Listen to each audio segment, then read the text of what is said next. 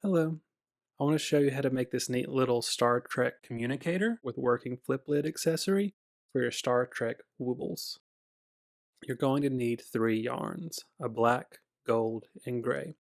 For the purposes of this tutorial, I'm going to switch out the black for blue to make it easier to follow along. You're going to start off by chaining 7.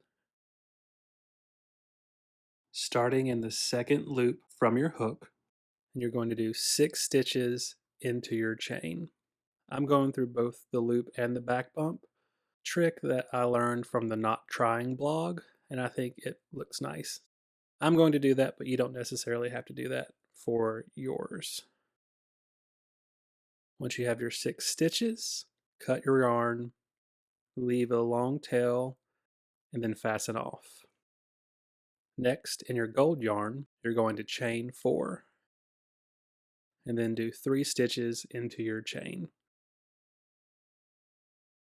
This one doesn't need as long of a tail. Cut your yarn and fasten off. First, you'll want to figure out which side is going to be the outside parts of your device and what's going to be the internal components. Where you see the nice stitching, that's going to be the outside of the device.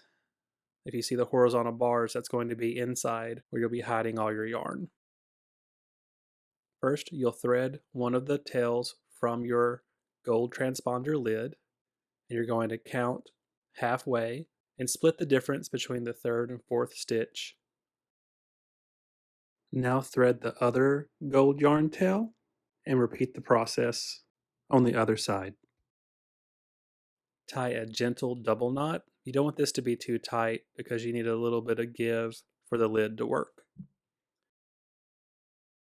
You can tell which part is going to be the top of the outside of the device because it's where the horizontal bar of the gold touches the blue.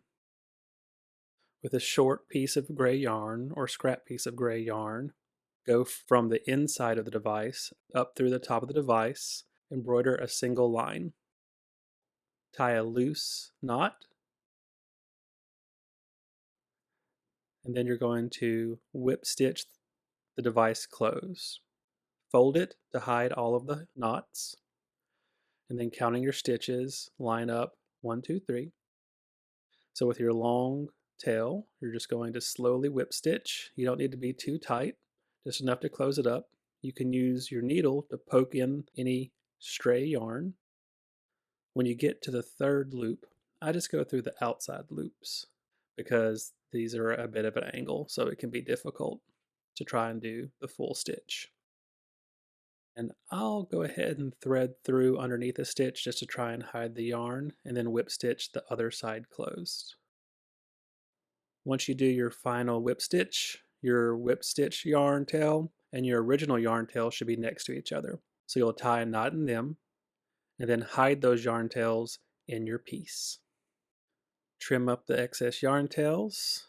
You can use your fingers to kind of shape the device to make it look a little more square. And there you have it. Star Trek communicator with working flip lid accessory for your Star Trek woobles.